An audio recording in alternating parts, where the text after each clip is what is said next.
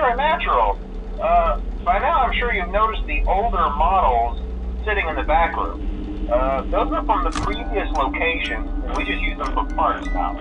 The idea at first was to repair them.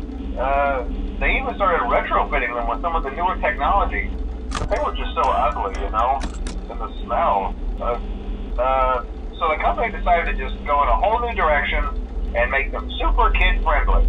Those older ones shouldn't be able to walk around, but if they do, the whole Freddy head trick should work on them too, so whatever. I loved those old characters.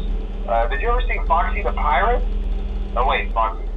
Oh yeah, Foxy. Hey listen, that one was always a bit twitchy. I'm not sure if the Freddy head trick will work on Foxy. If for some reason he activates during the night, and you see him standing at the far end of the hall, just flash your light at him from time to time. Those older models would always get disoriented with bright lights. It would cause a system restart or something.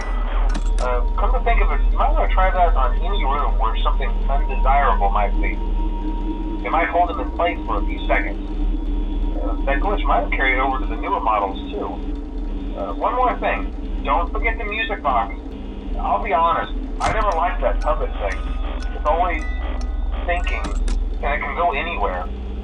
I don't think the Freddy mask will fool it, so just don't forget the music box. Anyway, I'm sure it won't be a problem. Have a good night, and I'll talk to you tomorrow.